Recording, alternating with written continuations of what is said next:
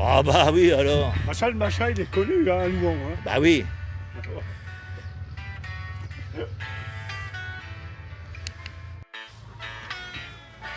Là, ça... J'en veux. Ouais, enfin toute la journée. Ah ouais.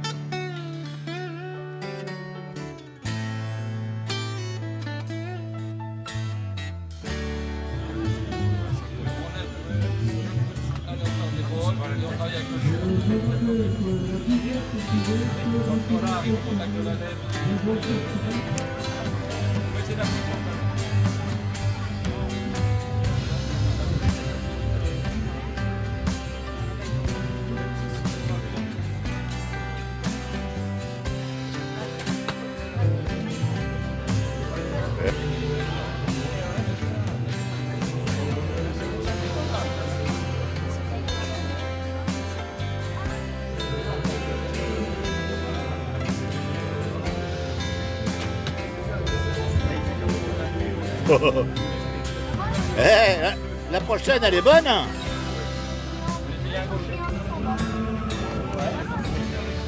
Chouette. Non? Première fois?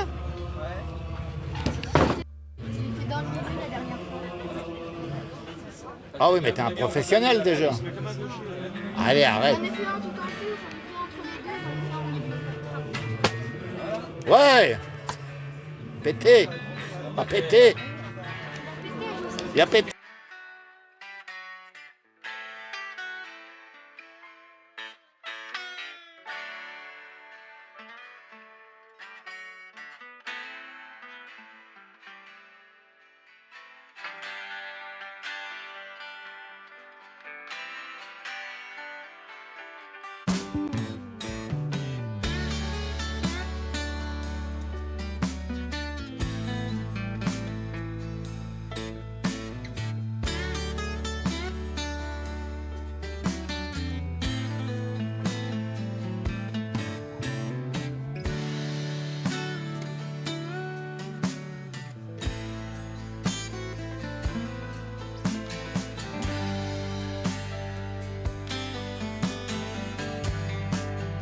On voit rien du soleil.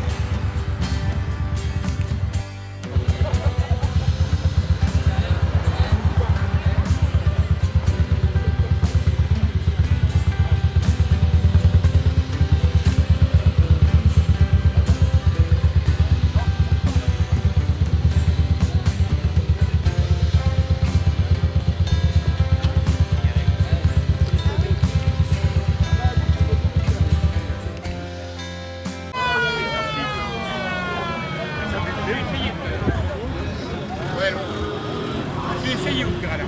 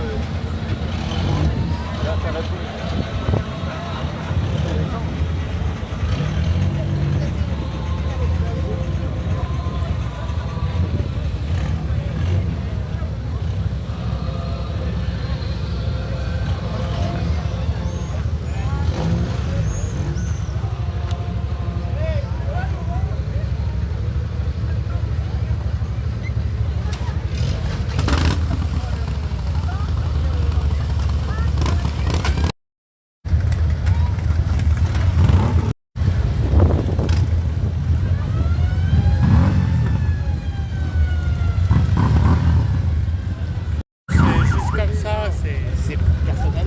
ouais. C'est pour le petit surtout. Ah ouais, YouTube. Pas dur à trouver. Jackie Poppy. D'accord. On regardera ça.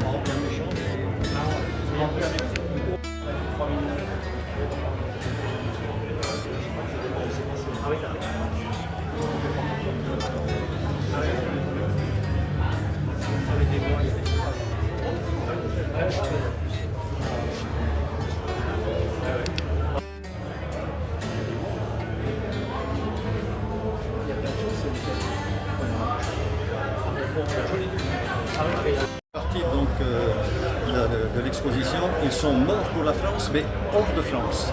Donc on en trouve, ils sont morts en Allemagne, c'est ce que deux dans des camps de concentration, des sortes de Dachau et Ebensee, et deux qui sont morts dans les Stalag, il y en a un qui est mort tentant de s'évader.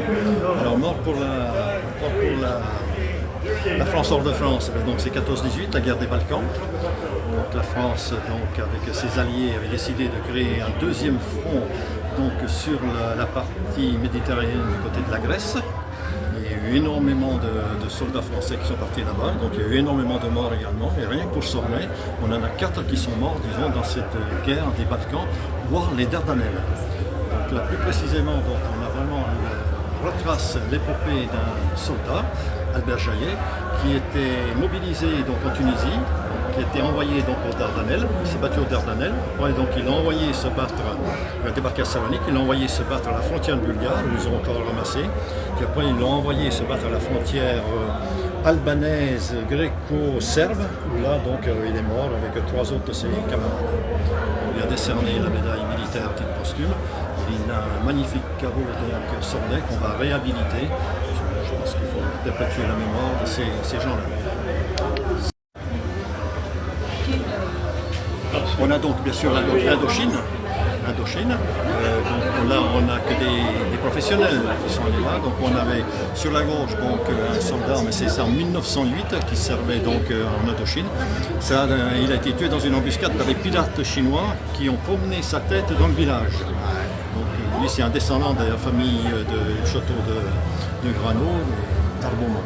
Et à droite, donc André Gravalon, jeune gendarme, quand il est sorti du stage, il a été un an en brigade, après ils l'ont envoyé en Indochine. Donc il sortait de sa ferme, il avait comme connaissance pas grand chose, on lui a confié une compagnie de soldats locaux, de Cambodgiens. Il était le seul Européen à commander ces gens-là, puis il est tombé dans une embuscade, et puis bien sûr il a été tué. Il faut dire qu'il était seul Européen sur une grande superficie, il n'était pas dans des endroits très hostiles, il était très hostile. Et donc il a été enterré dans un premier temps à Simrek, qui est à côté des temples d'Angkor, et son corps a été ramené à Sornay, où il repose actuellement. Et on voit des photos là autour de son fort, avec les familles, parce que les locaux, donc avec toute la famille, vivaient à l'intérieur du fort. Et donc sur cette carte-là, on a donc tous ceux qui sont morts hors de France.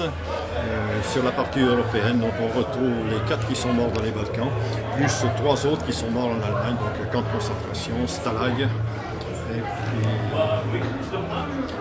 un de 14-18. On a eu des prisonniers à 14-18, donc il y en a un qui est mort dans un camp à la frontière autrichienne.